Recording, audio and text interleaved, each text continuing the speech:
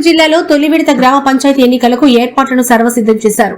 3 విడతల గ్రామ పంచాయతీ ఎన్నికల నిర్వహణ జిల్లాలో జరగనుంది. భద్రాద్రి జిల్లా వ్యాప్తంగా 457 నాన్ షెడ్యూల్ ఏరియాలో 14 గ్రామ పంచాయతీలు ఉన్నాయి. 2 విడతలు ఎన్నికలు జరిగే వాటిలో 16 పంచాయతీలు ఏకగ్రీవమయ్యాయి. వీటి పరిధిలో 584 వార్డులు కూడా ఏకగ్రీవంగా నిలిచాయి. మొదటి విడత 14వ తారీఖు జరగనున్న గ్రామ పంచాయతీ ఎన్నికల్లో 159 పంచాయతీలు 1436 వార్డులు ఉన్నాయి. రెండో విడత 7 మండలాల్లో 155 గ్రామ పంచాయతీలు ఉండగా 1384 వార్డులు ఉన్నాయి. మూడో విడతలో 154 పంచాయతీలు 1330 వార్డుల్లో ఎన్నికలు నిర్వహించనున్నారు. ఇందుకోసం 38 పెద్ద బ్యాలెట్ బాక్సులు 520 చిన్న బ్యాలెట్ బాక్సులను అందుబాటులో ఉంచారు. మొత్తంగా 13.50 లక్షల బ్యాలెట్ పేపర్లు ముద్రించారు. ఇందులో సర్పంచ్ స్థానాలకు సంబంధించి 6.5 లక్షల పేర్లను సిద్ధంగా ఉంచారు. జిల్లా వ్యాప్తంగా గ్రామ పంచాయతీ ఎన్నికల్లో 6,69,048 మంది ఓటు హక్కు వినియోగించుకుని ఉన్నారు. 3 విడతల జరిగే ఎన్నికల్లో 12,057 మంది సిబ్బంది విధులు నిర్వహించనున్నారు. ఇందులో పీఓలు 5,091 మంది, ఓపీఓలు 6,106 మంది ఎన్నికల విధుల్లో పాల్గొనున్నారు. ఈ సందర్భంగా జిల్లా కలెక్టర్ జితేష్ వి మాట్లాడుతూ ఓటర్లు ఇటువంటి ఉదయం 7 గంటల నుంచి మధ్యాహ్నం 1 గంట వరకు ఓటింగ్ ఉండడం జరుగుతుందని, కనుక ప్రతి ఒక్కరూ చివరి నిమిషం వరకు ఎదురు చూడకుండా ముందుగానే వచ్చి తమ ఓటు హక్కు వినియోగించుకోవాలని కోరారు.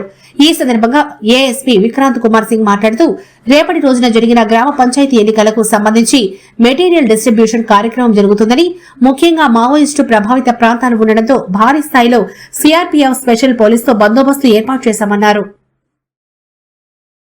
ఇక్కడ ఏర్పాట్లు ఉన్నాయి. అందరూ రిటర్నింగ్ ఆఫీసర్స్, పోలింగ్ ఆఫీసర్స్ కూడా అందరూ చాలా యాక్టివ్గా ఇక్కడ హాజరయ్యారు. 60 పోలింగ్ స్టేషన్స్లో ఇక్కడ పోలింగ్ రేపు చేయడం జరుగుతుంది.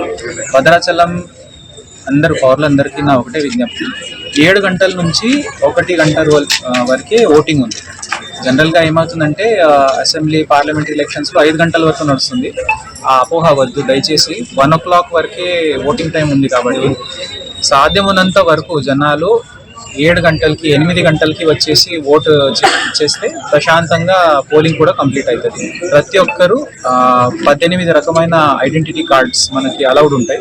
దాంట్లో ఏదైనా మీరు తీసుకొచ్చేస్తే ఇక్కడ మంచిగా అది ఓటింగ్ చేసి మీ హక్కు ఏదైతే ఉందో ఓటు హక్కు అది మీరు వినియోగం చేసుకునే అవకాశం ఉంది.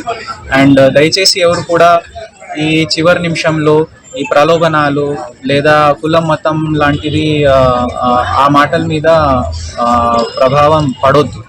సో తప్పకుండా మీ హక్కు ఏదైతే ఉందో దానికి సరిగా వాడుకునే ప్రయత్నం అందరూ చేయాలని కోరుతున్నాను. Thank you.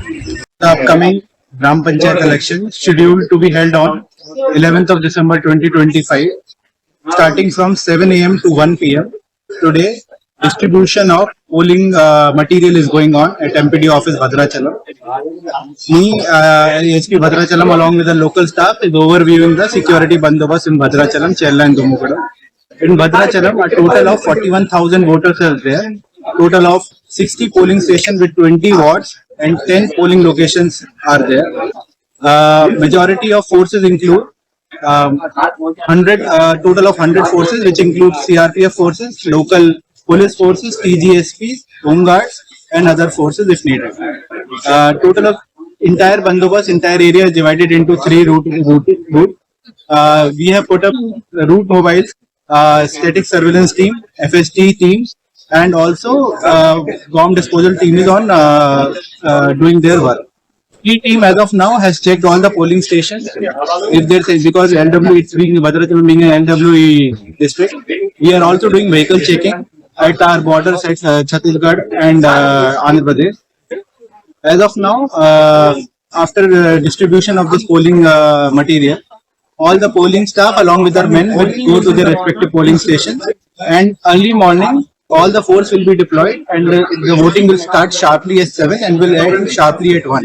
It is requested through the friends of media to all the voters to please cast their democratic votes, come out in large numbers and ensure free and fair Gram Panchayat election.